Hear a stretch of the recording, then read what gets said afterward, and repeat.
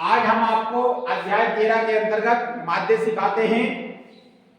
तो इस माध्य में क्वेश्चन नंबर तीसरे नंबर का है, निम्नलिखित बंटन एक मोहल्ले के बच्चों के दैनिक जेब खर्च दर्शाता है। माध्य जेब खर्च रुपए 18 है, तो लुप्त बारंबारता एफ ज्ञात कीजिए। यानी कि इसमें माध्य अपन को दिया है 18, ज्ञात क्या करना है इस सवाल में, एफ का मान ज्ञात करना है। मेथड वही का वही रहेगा, प्रत्यक्ष विधि वाला।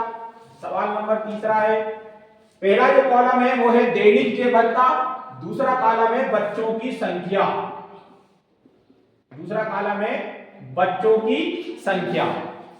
तो दैनिक जेब भत्ता दिया है 11 से 13, 13 से 15, 15 से 17, 17 से 19, 19 से 21, 21 से 23, 23 से 25। ये प्रथम कॉलम में अपन को दैनिक जेब भत्ता दिया है। दूसरे कॉलम में क्या दिया है, बच्चों की संख्या, जिसको अपन क्या मान लेंगे, एफ आई। 7, 6, 9, 13, F 5, 4। इस कॉलम वाली संख्या को जोड़ देंगे अपन। तो 7, 6, 13, 13 और 9, 3, 22, 22, 3, 25, 25, 5, 30, 30, 4, 34, 34 के 4 बचे 3, 3 और 1 4, F को जोड़ दिया तो 44 प्लस F। इस कॉलम का योग आ गया 44 प्लस F। अब वर्ग चिन्ह निकालना है। वर्ग चिन्ह वैसे ही निकालना है जैसे पिछले वीडियो में मैंने आपको बताया था कैसे निकालना है।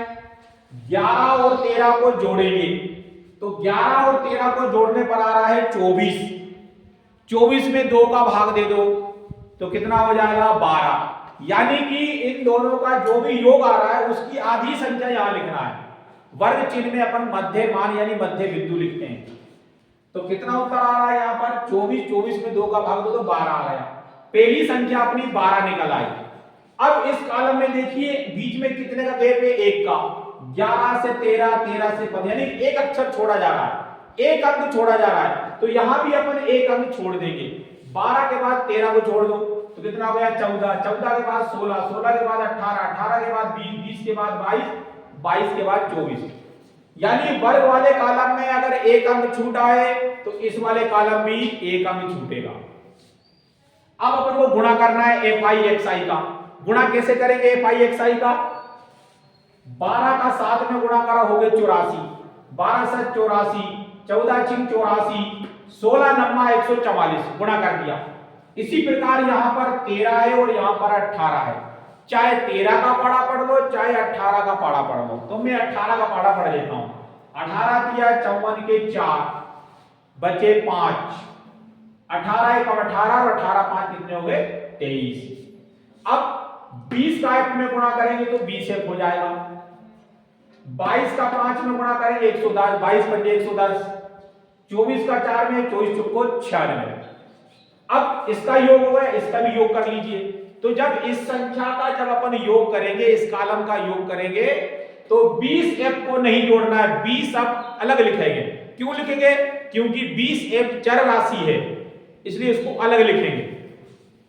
4, 4, 8, 4, 12, 4 चौको 16, 16 और 6 कितने हो जाएंगे, 22, 22 के 2 बचे 2, 2 और 8 10, 10 और 18, 18 4 22, 22 3 25, 25 और 1 26, 26 और 9 हो गए 35, बचे 3, 3 और 1 4, 4 और 2 6, 6 और 1 7, 752 प्लस 20 F।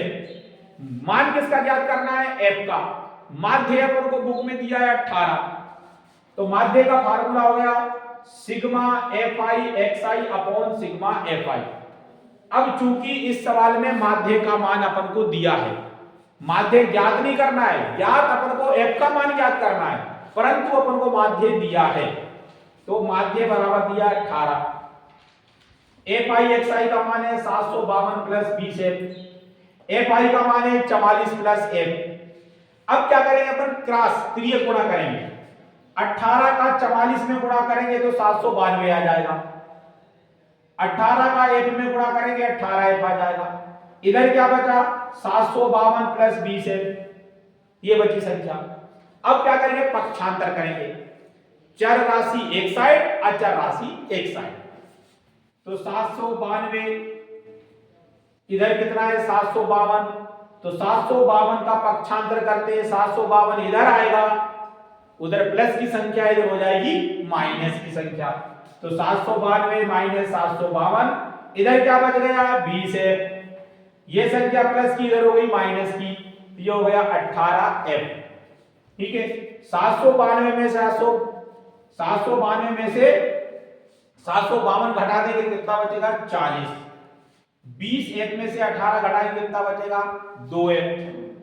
अब 40 में 2 का भाग दे दो, तो 2 दूनी 4, 0 की 0, तो f का मान निकल आया अपना 20। तो इस प्रकार से इस सवाल में अपन ने f का मान ज्ञात कर लिया है, यानी इस सवाल में माध्य दिया था, माध्य का उपयोग करके अपन ने f का मान ज्ञात करा। मेथड वैसा का वैसा रहेगा। आया समझ में सबको?